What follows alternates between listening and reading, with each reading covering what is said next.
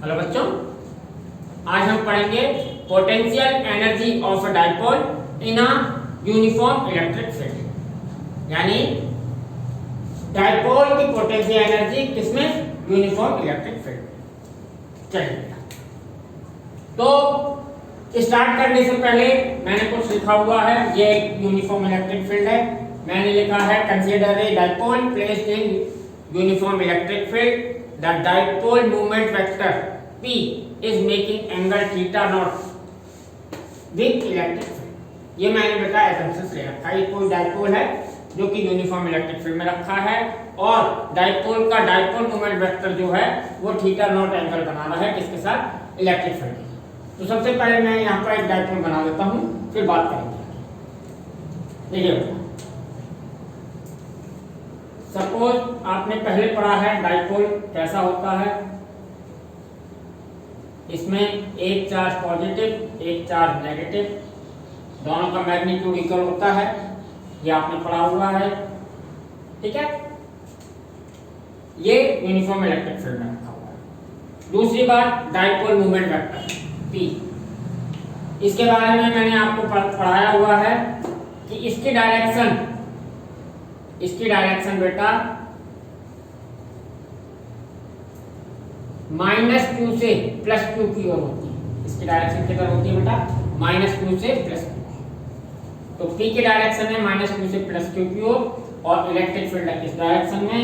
इन दोनों के बीच जो इनिशियल एंगल है वो है थीटा, जो x एक्सिस है वो है हमने पहले एज्यूम किया हुआ है, ठीक है। चलिए बेटा, मैंने प्रीवियस चैप्टर में आप लोगों को एक टॉपिक पढ़ाया था, electric dipole in a uniform electric field या torque act on a dipole when it placed in uniform electric field. मैंने ये लेक्चर है 1.6.3 चैप्टर 1 का।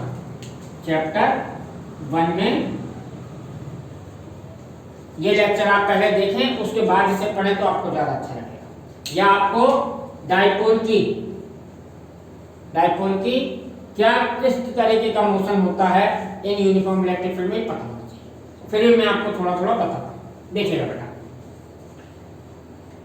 जब डाइपोल यूनिफॉर्म इलेक्ट्रिक फील्ड में रखा जाता है तो उसके ऊपर बेटा नेट फोर्स 0 लगता है। कैसे? देखिएगा बेटा, डाइपोल के दो चार्जेस हैं। प्लस चार्ज पर फोर्स किधर लगता है? इलेक्ट्रिक फील्ड की डायरेक्शन में, आपको पता है। और मैग्नीट्यूड होता है Q × E। और माइनस चार्ज पर इलेक्ट्रिक फील्ड के अपोजिट डायरेक्शन में फोर्स लगता है, ये होता है QE। Same magnitude opposite direction. तो हम ये कहते हैं the net force on a dipole in uniform electric field is always 0। ये बेटा करेक्ट बात है, इसे लिख देता हूं कि F नेट यानी net force on dipole is 0। ये बेटा हमें ऐसा ही इस बात को मैं लिख भी देता हूं। इन uniform electric field net force, या ये लिख देता हूं नेट फोर्स यानी F नेट ऑलवेज 0। ये याद रखिए, ये बात पहले प्रूफ हो चुकी है, आप उसमें देख सकते हैं, यहां भी आप देख सकते हैं, ठीक है। क्योंकि ये दोनों फोर्सेस की लाइन ऑफ एक्शन एक नहीं है, ये लाइन ऑफ एक्शन नहीं, एक ही लाइन पर नहीं लगे हुए हैं, इसलिए ये कपल बनाते हैं या ये कहते हैं ये टॉर्क एक्ट करते हैं। देखिएगा, अगर कोई डाइपोल इस स्केल की तरह से रखा हो, एक फोर्स इधर लगे एक फोर्स इधर लगे, तो ये बेटा इसको ऐसे होगा, ठीक है ना। तो जब कोई डाइपोल यूनिफॉर्म इलेक्ट्रिक फील्ड में रखा जाता है तो उसके ऊपर नेट फोर्स नहीं लगता, उसके ऊपर टॉर्क लगता है। क्या लगता है? टॉर्क। और उस टॉर्क का फॉर्मूला था बेटा टॉर्क का फॉर्मूला था P × E। वेक्टर फॉर्म में लिखें P, है।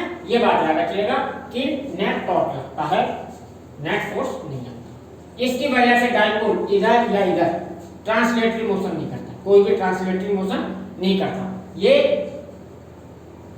रोटेशनल मोशन करता है। और किस डायरेक्शन में रोटेशनल मोशन करता है, जैसे कि अभी इलेक्ट्रिक फील्ड मैंने आपको बताया इधर लग रहा है इधर, तो ये ऐसे घुमाएगा, यानी यूं समझिए कि इलेक्ट्रिक फील्ड इसे क्लॉकवाइज घुमाएगा, क्लॉकवाइज। कौन? इलेक्ट्रिक फील्ड, क्योंकि इलेक्ट्रिक फील्ड ये इलेक्ट्रिक फोर्स तो ये जो कपल बना रहे हैं, तो इलेक्ट्रिक फील्ड इस डायपोल को क्लॉकवाइज घुमाएगा। और जैसे ही ये डायपोल की डायरेक्शन में आ जाएंगे, यानी इलेक्ट्रिक फील्ड की डायरेक्शन में आ जाएंगे, ऐसे आ जाएगा हैं, तो इसके ऊपर एक फोर्स इधर लगेगा, एक फोर्स इधर लगेगा, दोनों फोर्स इक्वल हैं, डायरेक्शन अपोजिट है, मैग्नीट्यूड इक्वल है, डायरेक्शन अपोजिट है, तो ये बेटा अब कहीं नहीं जाएगा, ना इधर जाएगा ना इधर जाएगा, अब घूमेगा भी नहीं, क्योंकि दोनों फोर्सेस की एक ही डायरेक्शन में, ऐसे समझ लीजिए। ये प्लस क्यू है और ये माइनस। ये सब बातें बेटा मैं पहले बता चुका हूं, पर मैं अब एक बार और एक्सप्लेन कर दूंगा।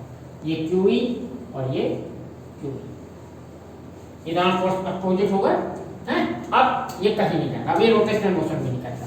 तो हम ये कहते थे कि जब डायपोल यूनिफॉर्म इलेक्ट्रिक फील्ड में रखा जाता है तो उसमें कोई ट्रांसलेशनरी मोशन नहीं होती, टॉर्क एक्ट होता है जो कि डायपोल को इलेक्ट्रिक फील्ड की डायरेक्शन में अलाइन कर देता है, यानी इलेक्ट्रिक फील्ड की डायरेक्शन में ला देता है। ठीक है, इलेक्ट्रिक फील्ड की डायरेक्शन में ला सकता है या इलेक्ट्रिक फील्ड के अपोजिट डायरेक्शन में ला सकता है, पैरेलल या एक्टिव, ये बात पहले हो। चलिए अब हम अपने टॉपिक पर आते हैं।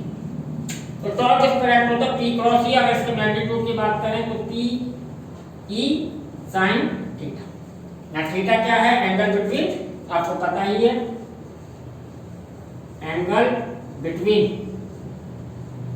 P vector and E vector, theta, angle between P theta.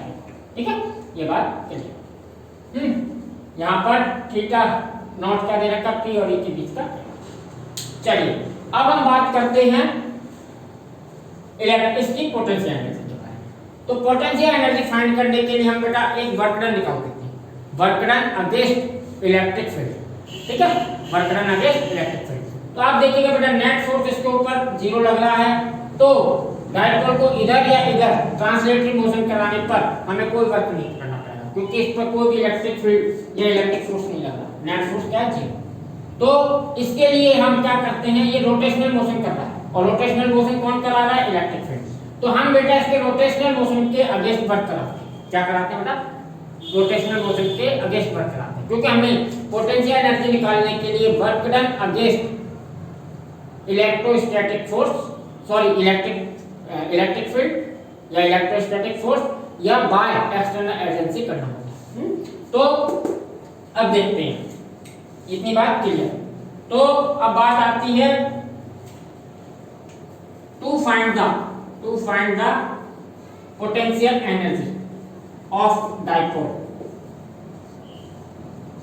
Dipole की पोटेंशियल एनर्जी फाइंड करने के लिए हम क्या करते हैं बेटा, ये जो डायपोल क्लॉकवाइज घूम रहा था, हम इसके अगेंस्ट वर्क करा के एक्सटर्नल एजेंसी से वर्क कराकर इसको इसके क्लॉकवाइज की जगह एंटी क्लॉकवाइज घुमाते हैं, थीटा एंगल से कोई और एंगल थीटा एज्यूम कर लेंगे तक घुमाते हैं, और जो भी वर्क डन होगा उस वर्क डन को फाइंड करते हैं, तो हमें एक पोटेंशियल एनर्जी डिफरेंस मिल जाएगा। ठीक है, देखते हैं।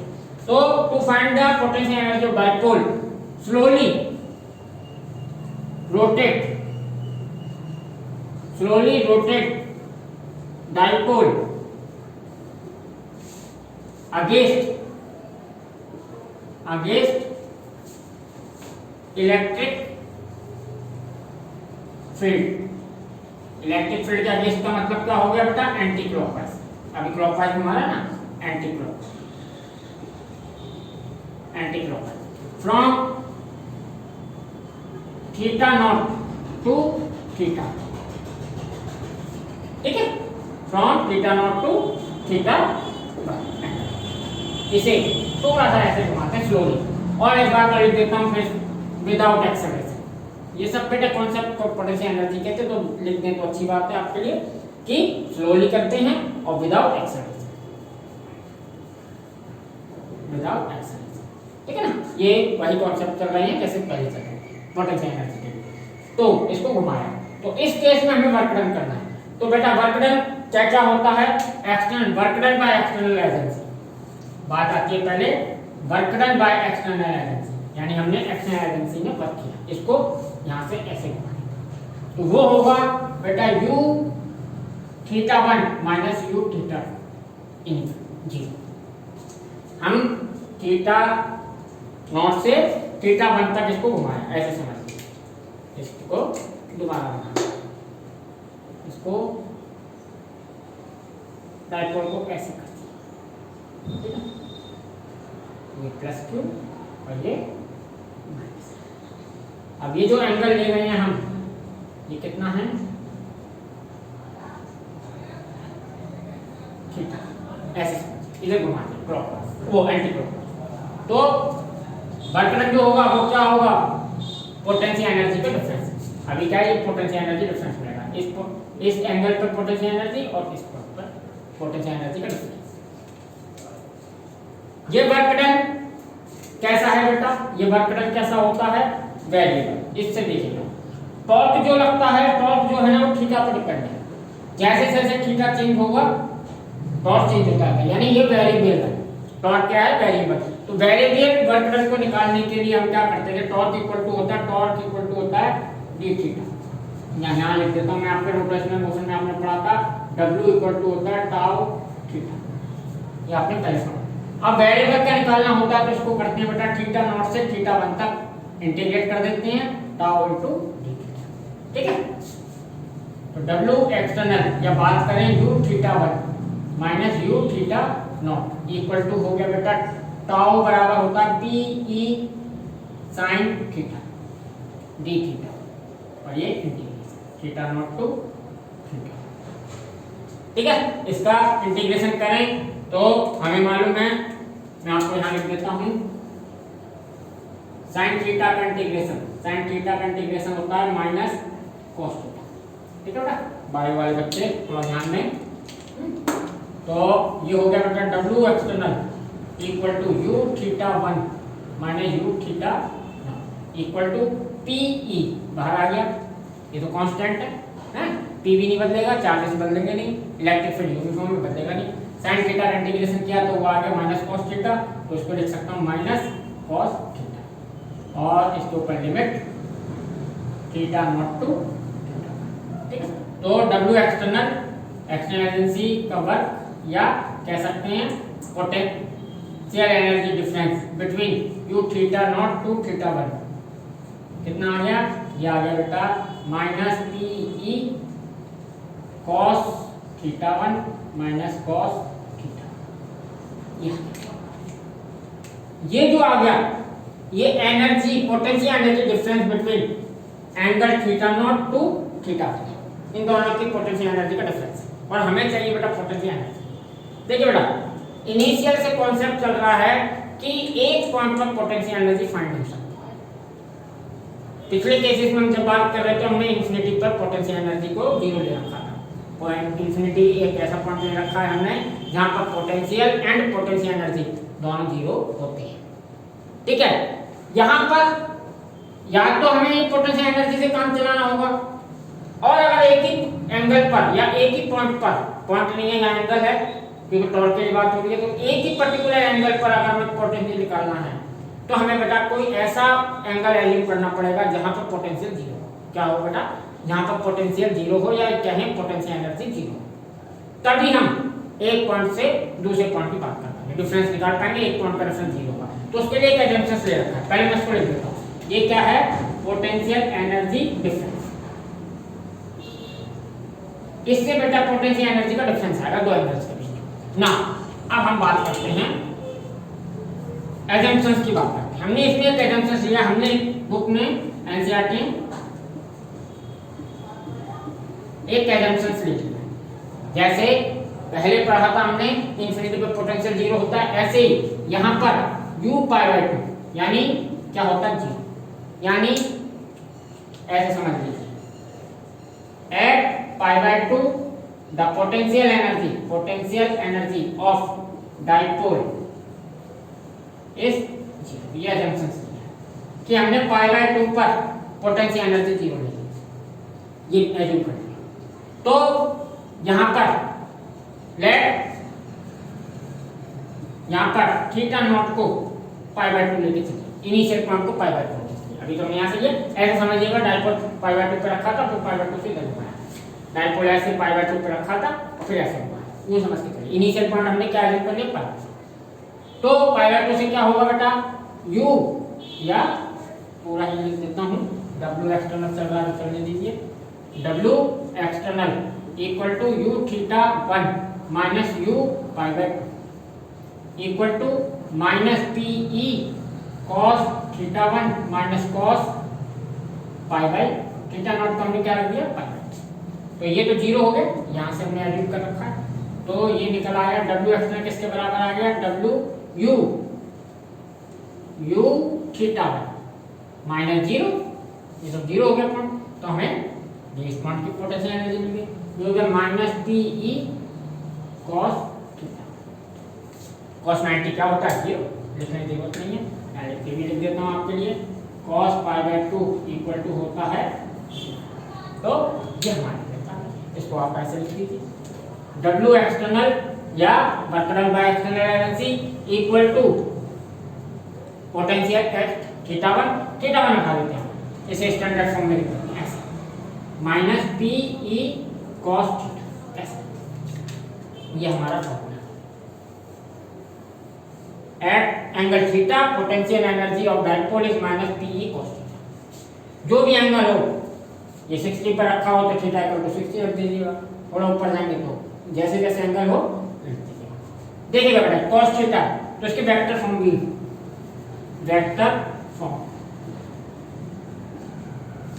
तो इसकी वेक्टर फॉर्म लिखी जा सकती है u theta equal to minus p dot e, जब cos आता है तो डॉट आता है, p डॉट e, ठीक है। यहाँ थीटा क्या है, angle between p and e, theta क्या था, angle between p and e था, तो that is the potential energy of dipole in uniform electric, potential energy of dipole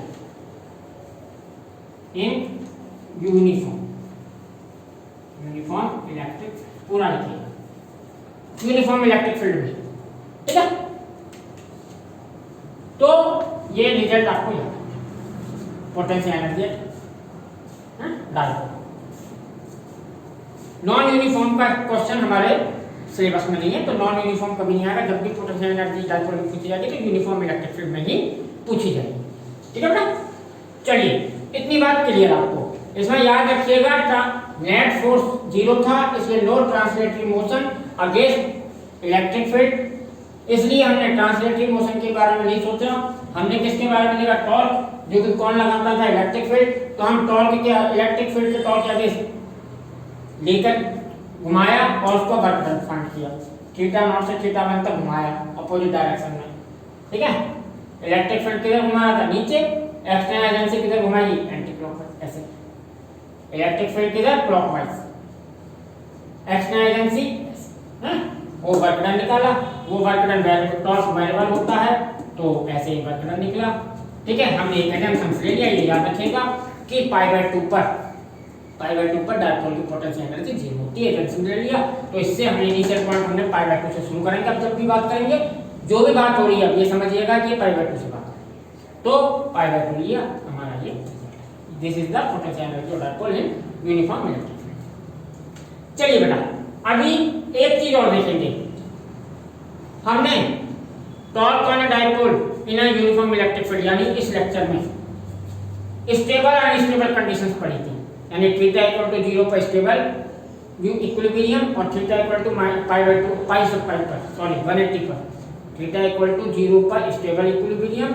theta equal to pi पर अनस्टेबल इक्विलिब्रियम, तो उसे हम आज potential energy के फॉर्म में उसे समझते हैं कि थीटा इक्वल टू 0 हो तो पोटेंशियल एनर्जी कितनी होगी, 180 हो तो कितनी पोटेंशियल एनर्जी होगी, क्या कंडीशंस होगी, इसे मैं रफ करता हूँ, आपको वो 3 केसेस यहाँ पर एक्सप्लेन करता हूँ, यहाँ इसको रफ करके आपको एक्सप्लेन करता हूँ।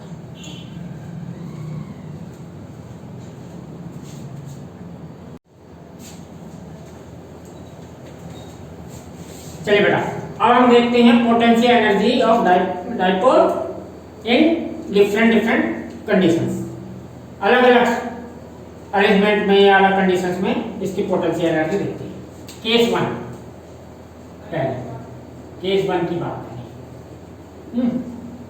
केस 1 ले लेते हैं हम, when theta equal to pi. Suppose हमारा या थीटा नॉट इक्वल टू क्या, पाई, यानी इनिशियल एंगल एंगल कितना है, पाई। ये सिचुएशन कैसे बनेगी बेटा, देखिए, यानी कि अगर इलेक्ट्रिक फील्ड कुछ ऐसे है, ये यूनिफॉर्म है, ठीक है,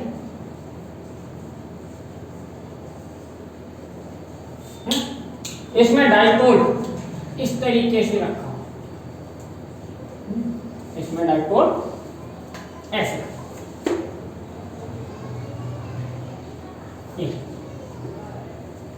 ये सपोज प्लस क्यू और ये सपोज माइनस, तो इसका P किधर होगा, माइनस क्यू से P की ओर, तो P हो गया ऊपर, ठीक है, इलेक्ट्रिक फील्ड इधर, तो ये एंगल कितना होगा, P और E के बीच का एंगल पाई, ये 90, यानी डाइपोल अगर ऐसे रखा हो तो क्या होगा।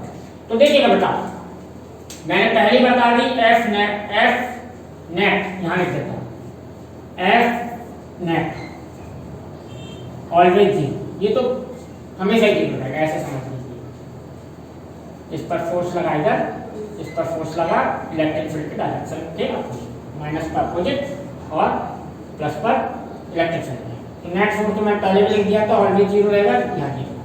टॉर्क की बात करें तो टॉर्क बराबर होता है बेटा PE sin थीटा, अगर एंगल 90 है तो इसे 90 लिख देता हूं, तो sin थीटा क्या है, मैक्सिमम वैल्यू ऑफ sin 1 है, तो ये हो गया PE, टॉर्क हो गया PE, ये मैक्सिमम टॉर्क होता है, ये अच्छी बात है, यानी π/2 पर टॉर्क मैक्सिमम है। ओके भाई, अब आती है मेन जो बात, ये तो पहले भी हो चुका है उस चैप्टर में, फर्स्ट चैप्टर में, कि मैक्सिमम लगेगा। अब बात आती है पोटेंशियल एनर्जी, तो U π/2 जीरो आएगी, एजम्पशन से रखा, आनी जीरो चाहिए, तो फॉर्मूला है PE cos 90, cos 90 क्या होता है, वैसे भी एजम्पशन में ले रखा जीरो, तो ये ठीक है। केस 2 क्या बनेगा, देख लीजिए एक बार और देख लेते हैं, तो ये अक्सर पूछ लिए जाते हैं, ये आपको पता होना चाहिए। केस 2 क्या है, when theta equal to 0 degree के लिए बात करते हैं। तो पहले यूनिफॉर्म इलेक्ट्रिक फील्ड,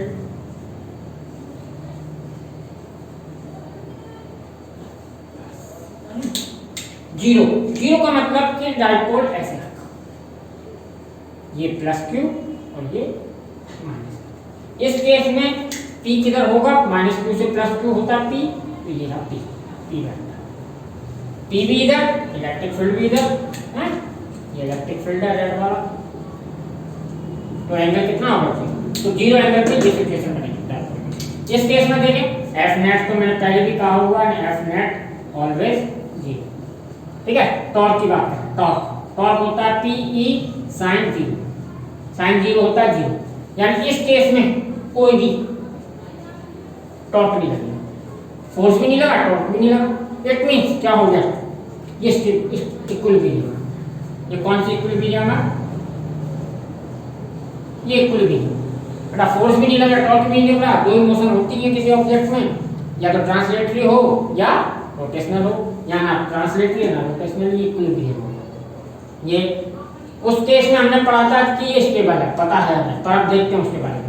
अब यहाँ पर पोटेंशियल एनर्जी की बात है, तो U 0, तो PE cos 0 डिग्री, तो cos 0 की वैल्यू होती है माइनस है, cos 0 की वैल्यू होती है 1, तो ये हो गया माइनस PE। तो पोटेंशियल एनर्जी कैसी है, माइनस, पोटेंशियल एनर्जी कैसी है, माइनस। तो देखिएगा बेटा, आप 11th में भी पढ़ चुके हैं, जिस ऑब्जेक्ट के पोटेंशियल एनर्जी नेगेटिव होती है वो मोर स्टेबल है। आपने अर्थ ग्रेविटेशनल पोटेंशियल एनर्जी के केस में पढ़ा था आपने, अर्थ हो गया या और सैटेलाइट जैसे मून वगैरह हो गए, इन सब की पोटेंशियल एनर्जी नेगेटिव होती है। इनके पोटेंशियल एनर्जी नेगेटिव है, इसीलिए अपनी क्लासेस छोड़कर एस्केप नहीं करते हैं, याद रखिएगा। नेगेटिव पोटेंशियल एनर्जी मतलब मोर स्टेबल। अगर नेगेटिव पोटेंशियल एनर्जी नहीं होगी, उसकी पॉजिटिव होगी, तो वो पोटेंशियल एनर्जी काइनेटिक एनर्जी में कन्वर्ट हो ही जाएगी ऑटोमेटिक। जैसे एक्सटर्नल फोर्स छोड़ेंगे वो भाग जाएगा। तो जहां नेगेटिव पोटेंशियल एनर्जी होती है वो स्टेबल होगी, इसलिए इसको स्टेबल इक्विलिब्रियम कहा है। वैसे उस समय पर मैंने आपको अलग केस में बताया था, ऐसे करके बताया था एक कि स्टेबल में एक फोर्स ऐसा है, एक फोर्स ऐसा है। अगर मैं इसको थोड़ा इधर मार दूं तो भी ये फोर्सेस फिर से ऐसा है, यानी हल्के फोर्स डिस्टर्बेंस के बाद ऐसे भी कर दें तो भी ये फोर्स ऐसे लगा, फिर से ऐसा आएगा, इसलिए इसको स्टेबल इक्विलिब्रियम कहा। चलिए अब थर्ड केस देख लेते हैं जल्दी से। ये पहले बार हो चुकी है पर मैं आज पोटेंशियल एनर्जी के फॉर्म में बता रहा हूं। तो पोटेंशियल एनर्जी यहां लिख देता हूं, negative potential energy stable equilibrium. Okay ना, लिख दिया, इस बात को याद रखिएगा, negative potential energy stable equilibrium. Now third case जल्दी से पढ़ लेते हैं। व्हेन थीटा इक्वल टू 180, आपको पता ही है ये अनस्टेबल इक्विलिब्रियम था, पढ़ लेते हैं इस पर। ये ठीक है, ये इसमें अगर 180 है तो डाइपोल रखा होगा ऐसे, ये होगा -q, ये होगा ऐसे, ठीक है। इसमें ऐसे समझ लीजिए फोर्सेस इधर किधर लग रहे थे, ये q ही लगा और ये q ही ऐसे। इस वाले केस में ये q ही और ये q ऐसे है। तो नेट फोर्स तो हमेशा 0 रहेगा, पहले भी नेट फोर्स 0, ठीक है। अब टॉर्क की बात है। टॉर्क बराबर होता है PE sin 180। sin 180 क्या होता है बेटा, 0, तो 0, यानी फोर्स भी 0, टॉर्क भी 0, यानी इक्विलिब्रियम तो है। क्या है ये, इक्विलिब्रियम, ये पक्की बात है, इक्विलिब्रियम तो है, ठीक है। अब इसकी पोटेंशियल एनर्जी निकालते हैं, U 180, तो ये हो गया बेटा PE minus PE cos 180, cos 180 का -1 और ये माइनस हो गया, तो ये कैसा हो गया बेटा PE, ये कितनी आ गई PE पॉजिटिव, ये कैसी है पॉजिटिव। तो यहाँ लिख देता हूँ अनस्टेबल, मैंने कहा जिसकी पॉजिटिव पोटेंशियल एनर्जी हो जल्दी से भाग जाएगा, थोड़ा सा डिस्टर्बेंस होते हैं। तो अनस्टेबल इक्विलिब्रियम का मतलब है कि पॉजिटिव पोटेंशियल एनर्जी का मतलब है अनस्टेबल, ऐसे समझिए। ये स्केल है, एक फोर्स इधर लग रहा है, एक फोर्स इधर, ये देखिए, ठीक है, ऐसे फोर्स लग रहा है। अगर किसी ने थोड़ा ही इस पर ऐसा कर दिया तो बेटा ये फोर्स कैसे होगा, ये कैसे लग रहा है, ये कैसे, इसको घुमा के फिर ऐसे, इसलिए ये अनस्टेबल, ठीक है ना। इसे पहले भी मैंने आपको एक्सप्लेन किया था, पोटेंशियल एनर्जी फॉर्म में किया है। Negative potential energy stable, positive potential energy unstable, ठीक है। चलिए अब देखते हैं